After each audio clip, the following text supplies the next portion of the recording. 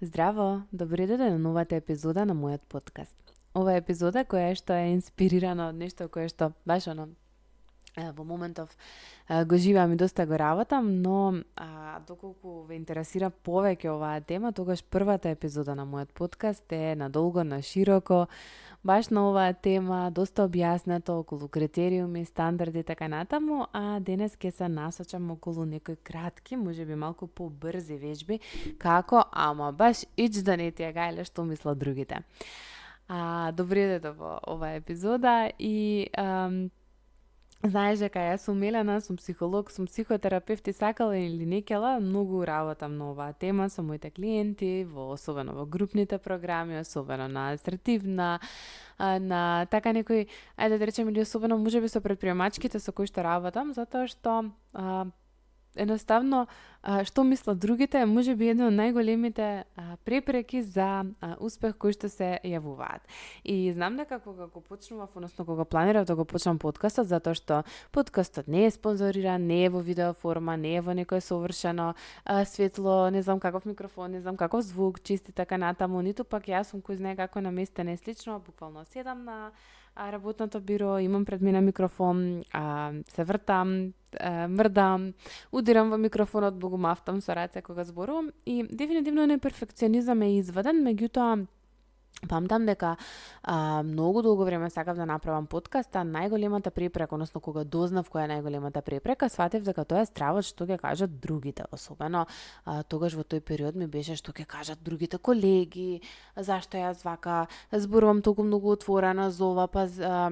некако доаѓав од една позиција каде што за жал на менталното здравје се гледаше само како психотерапија. Ако сакаш да работиш на менталното здравје, треба да работиш на психотерапија, но мојата мисија, односно мојата визија беа поголема, дека менталното здравје е многу пошироко и дека може да се дели со секого, дека може да е народски многу лесно кажано и дека не секој секогаш мора да оди на психотерапија за тоа да значи дека работи на своето ментално здравје. Секако, дисклеймер, тука не зборувам за некој кој што боледува од некоја болест која што е поврзана со менталното здравје, ниту пак за некој кој што има било каков голем проблем кој што не може да го реши сам. Но ова е оно кој што и тогаш го најдов кај мене како најголема пречка и се надевам дека оваа епизода ќе може да ти помогне и тебе да ја прескокнеш таа пречка за стравот, односно оној момент на што ќе речат другите, како буквално како да престане да ти ја гајле што мислат другите, за да можеш да го направиш тоа што одамна го одложуваш. И ова не е само фраза, значи да престане да ми ја гајле што мислат другите,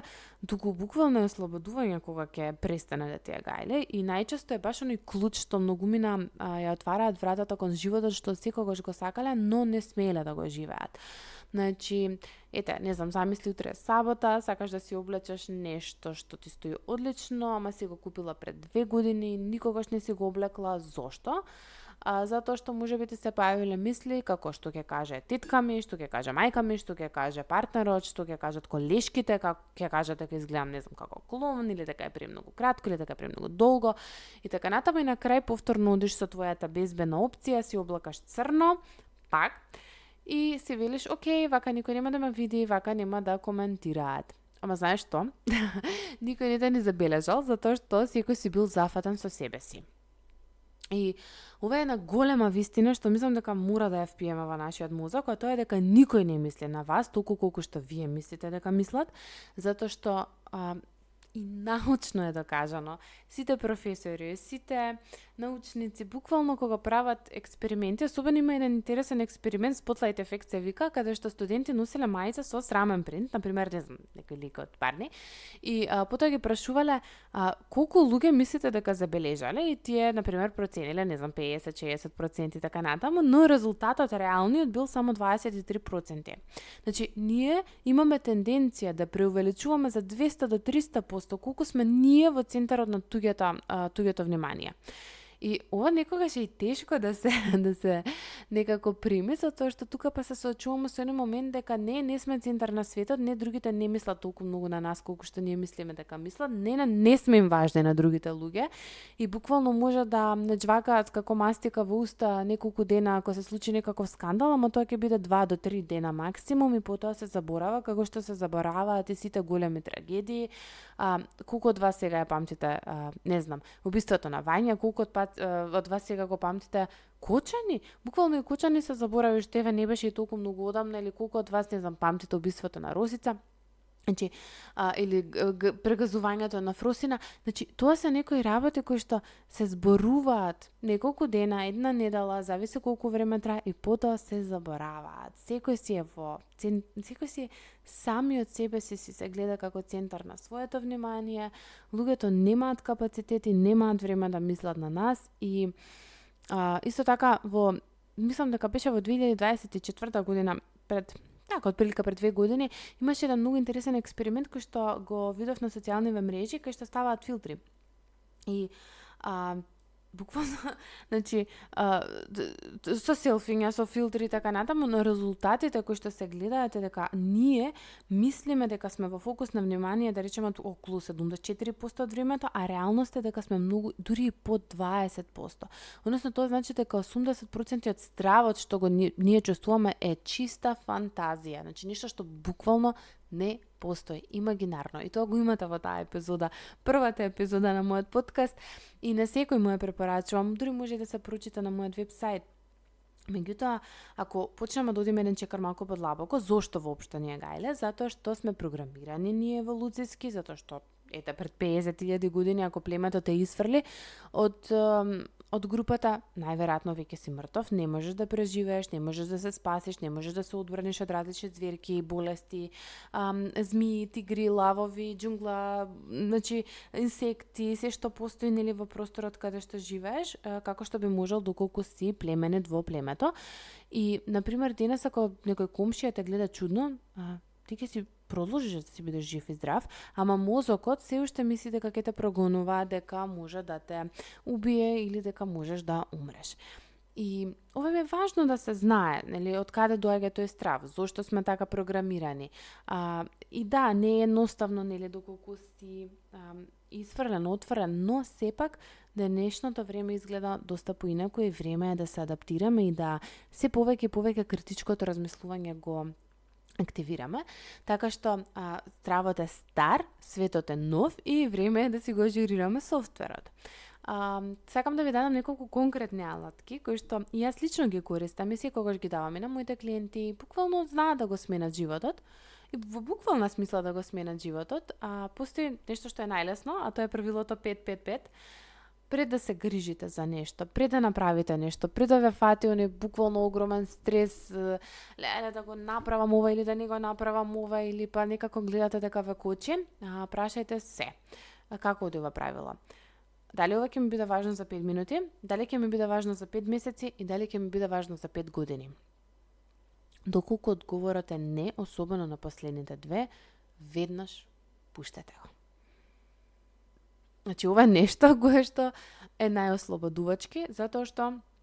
да, може во првите 5 минути ќе имате малку возбуда, ќе биде стресно, меѓутоа за 5 месеци што ќе се случи? Ништо, за 5 години па баш уште помалку. И ова правило 5-5-5 е секогаш нешто кое што си го поставувам или го давам доколку се наоѓате пред било каква акција која што ве кочи. И тука може да додадете уште еден дел, а тоа е 5 секунди правилото, а тоа значи, окей,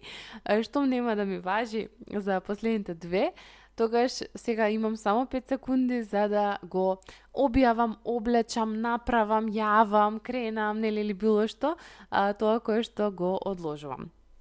А потоа има една друго исто така интересна вежба, таа јас ја викам ослободителка буквално, затоа што можете да си го напишете и на телефон, може да си напишете во некој ноут, во некој дневник или слично. тоа е една реченица која што може да ве поддржува, односно да си биде ваша реченица која што ве поддржува, може да биде баш мега што мислат другите, нека мислат што сакаат. Let them сега е доста во мода од Мел Рубинс книгата. Тоа е нивна работа, не е моја работа. Може да биде let it be. Значи зависи, тоа е некоја реченица која што е важна да биде ваша реченица, значи нешто кое што со вас резонира, кое што сте го виделе, прочитале некаде и допрело до вас. За мене е секогаш нека мислат што сакаат, тоа е нивна работа, а не е моја работа. Имаме во гешталт психотерапијата има една химна која што е доста значено, односно каде што се дава одговорноста дека не е наша одговорност да им се допаднеме на другите, ниту да се погодиме со сите други, ниту пак на другите нели одговорност да не се погодат нам. Доколку се најдеме супер, доколку не се најдеме пак супер, едноставно се раздвојуваме и тоа е тоа, за секого си има нели свој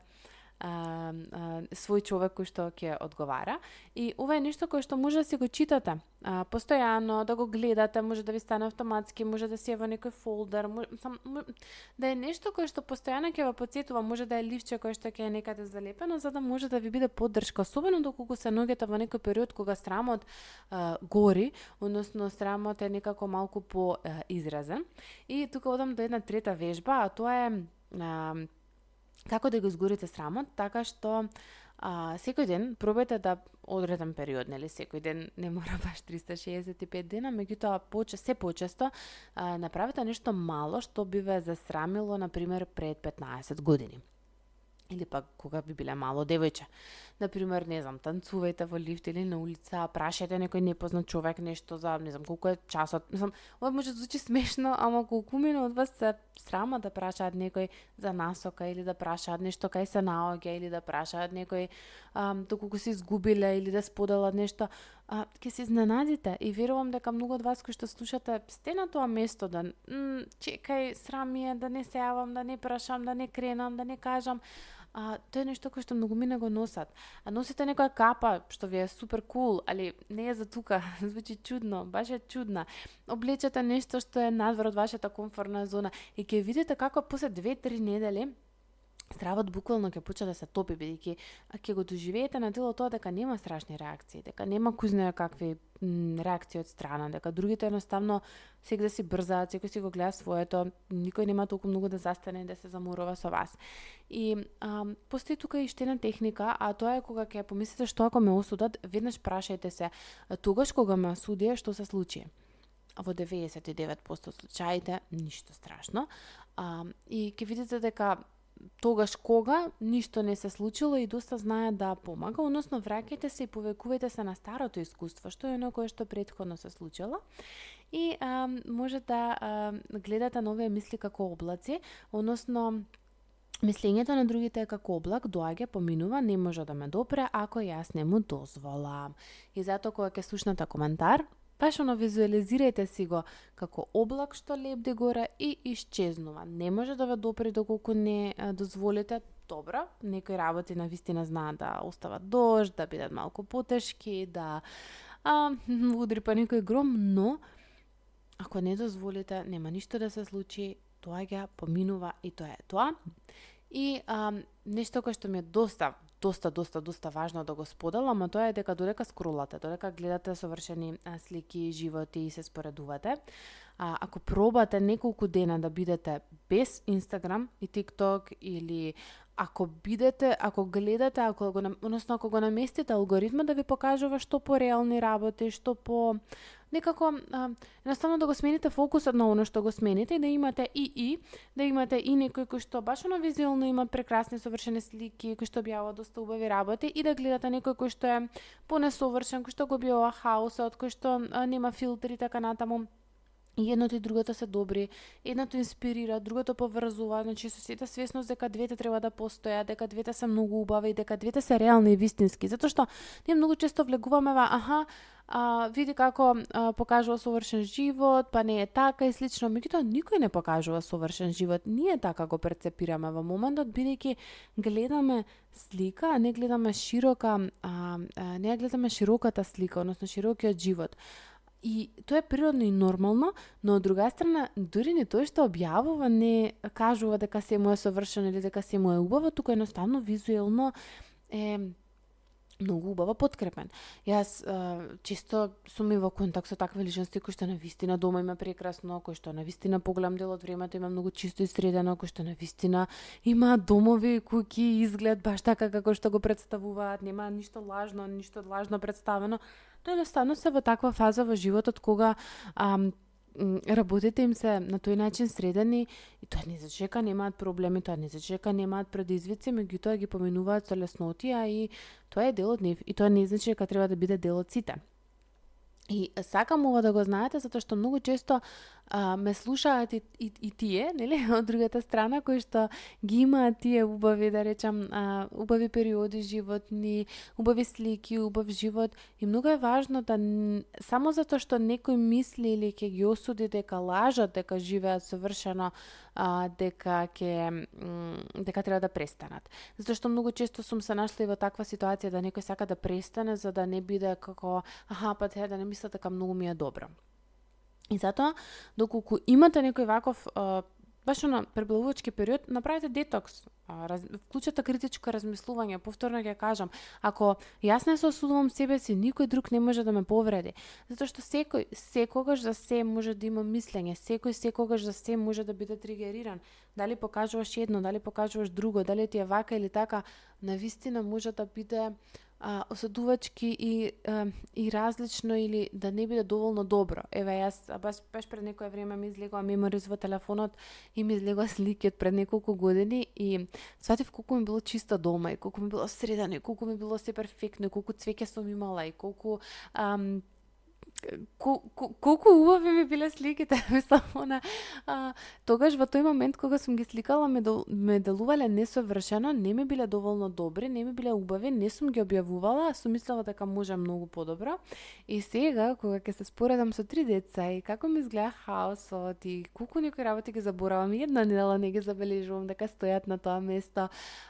саѓам колку е важно да во моментот живееме, колку е важно да некако си прифатиме дека има и вакви такви периоди во животот и дека некој никогаш нема да стигне во друг период, некој ќе стигне, некој во нешто ќе биде повеќе, некој помалку и така натаму и само едноставно најважно да не се критикуваме во тој период, туку да го прифатиме. Ако јас веројатно тогаш објавував секакви слики од домот и колку месев и колку готвев и колку сум правела, значи колку се што сум правела во тој период, сега тоа не сум јас, ама тогаш тоа бев јас. И таа една променливост, односно на динамика на идентитетот и менливост која што ми е многу важна да ви ја споделам затоа што многу често и делот стравот на тоа дека ќе бидеме осудени доаѓа на ама јас не бев ваква порано или јас сум сега ваква или што ќе кажат не знам најблиските или па почнуваат најблиските да зборуваат ти тоа па тоа нема шанси. Ама многу е важно да прифатиме дека идентитетот е нешто кое што во моментот се случува, нешто кое што баш сега е тука присутно. Значи јас не сум имала подкаст пред да го почнам подкастот. Така, може не сум изборувала со некои луѓе. И, окей, јас сум морала во наводници да се отсрамам за да почнам тоа да го правам и не сум била таа претходно. А сега, да, тие што повеќе ме познаваат, веќе подолги години ги го слушаат, има премногу веќе, да речам, и слушања и downloads на Spotify и така натаму. И да, сега веќе ми е нормално да го кажам тој повеќето луѓе да го знаат тоа, ама претходно не, претходно било што се глупираш, што е ова и така натаму. Ама во било кој момент ако сум престанала да го правам, нели ако сум влегла да мислам дека на некој му е гајле, ќе сум буквално премногу приказни ќе биле поинакви. Затоа што јас секој ден кога слушам фидбек од вас, кога некој ќе ми прати порака, кога некој ќе ми сподели колку му се променил животот, колку со еден збор, една реченица што тука е слушнал, буквално го доживеал тоа како еден огромен дар кој што цела насока, цел тек на животот му го сменил, понекогаш си викам замисли јас да остана во тој мој имагинарен страв, што ќе кажат другите, а никој ништо не мало да каже, и да каже голема работа, никој ништо не мало да промени, затоа што поентата е дека позитивните работи менуваат живот, а негативните коментари никого не менуваат, само носат моментално леснување на некој што ги кажува. Сигурно сум дека и јас и ти, нели сме кажале понекогаш нешто лошо кое што моментално ни олеснало, зашто види оваа каква е, види го овој каков е, види го како не му е срам и така натаму. Моментално ќе се утешиме, моментално ќе се чувствуваме подобро, тоа поминува и буквално ништо не се менува за другата личност. И затоа ми е многу важно и тука само да ви споделам дека животот е премногу краток за да го живеете во туги глави, затоа што буквално луѓе кои што никогаш не има гајле и постои еден факт, а тоа е дека многу често баш емпатите и баш тие кои што се многу чувствителни и осетливи имаат една црта на нарцизам која што е важно да ја пуштат, а тоа е дека не мислат сите други на нив. И ова ми е многу тешко кога ви го кажувам, меѓутоа така е. И навистина другите не мислат толку многу на вас, не зборуваат толку многу за вас, немаат време да зборуваат за вас, а доколку зборуваат или би било нешто добро или би било нешто кое што може само нивната проекција да ја улесне моментално. И кога ќе престане да ви ја гајле што мислат другите, ќе почнете конечно да се слушнете што мислите вие, ќе почнете да облекувате што сакате, да зборувате што мислите, да сакате кого сакате, да живеете како сакате и да сватите дека најбавата вистина на светот е дека луѓето што на вистина ве сакаат никогаш не би ве осудиле, а оние што ве осудуваат најверојатно никогаш не ве не сакале. И ова ќе го повторам уште еднаш, луѓето што на вистина ве сакаат не би ве осудиле и никогаш не ве осудувале, оние што ве осудуваат никогаш не ве не сакале. И затоа, драги мои, престанете да барате дозвола да видите свој. Дозволата секогаш се наоѓа во вас, во вашиот џеп, во вашето срце, во вашата душа и запрете го и подкаст, одговорете си гласно кој е првото нешто што би го направиле утре, ако од утре на утре, за секогаш престанете да ви е гајле, буквално престане ви е гајле што мислат другите. Направете тоа без изговор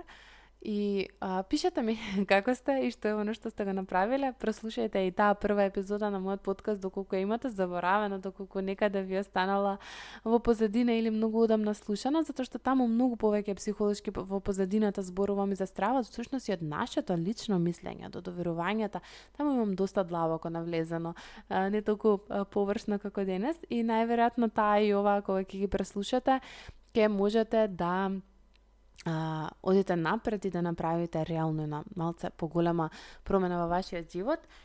Се слушаме во следната епизода. Бидете си своји, бидете си слободни, затоа што дефинитивно тоа е нешто што го заслужувате.